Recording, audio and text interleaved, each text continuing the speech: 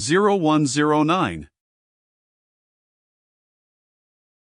The 5th of January, 1429, Joan came to me with her uncle Laxart, and said, "The time is come." My voices are not vague now, but clear, and they have told me what to do. In 2 months I shall be with the Dauphin. Her spirits were high, and her bearing martial.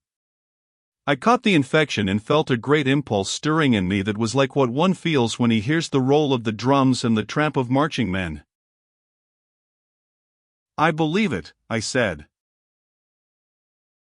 "I also believe it," said Laxart. If she had told me before that she was commanded of God to rescue France, I should not have believed. I should have let her seek the governor by her own ways and held myself clear of meddling in the matter, not doubting she was mad.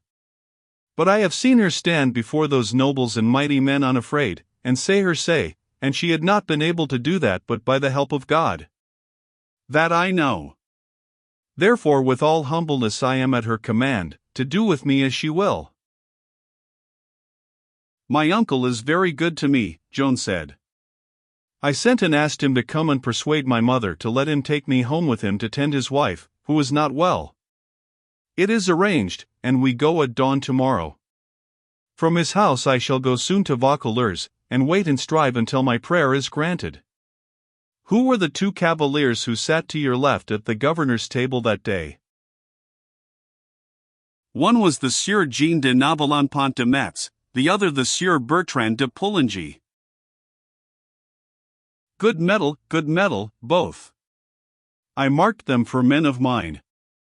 What is it I see in your face? Doubt? I was teaching myself to speak the truth to her, not trimming it or polishing it, so I said, "They considered you out of your head, and said so. It is true they pitied you for being in such misfortune, but still they held you to be mad."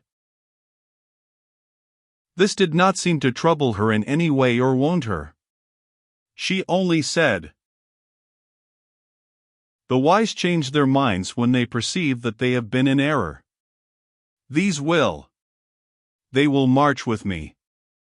I shall see them presently." "You seem to doubt again? Do you doubt?" "And no.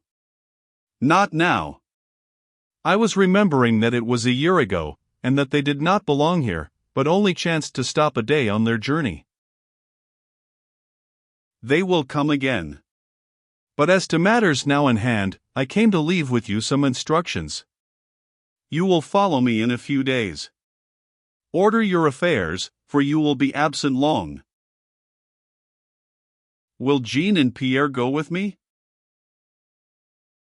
"No, they would refuse now, but presently they will come, and with them they will bring my parents' blessing, and likewise their consent that I take up my mission.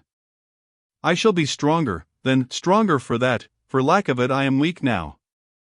She paused a little while, and the tears gathered in her eyes, then she went on, "I would say goodbye to little Mengette. Bring her outside the village at dawn, she must go with me a little of the way."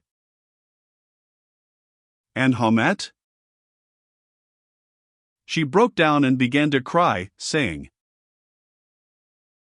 "No, oh, no, she is too dear to me, I could not bear it, knowing I should never look upon her face again."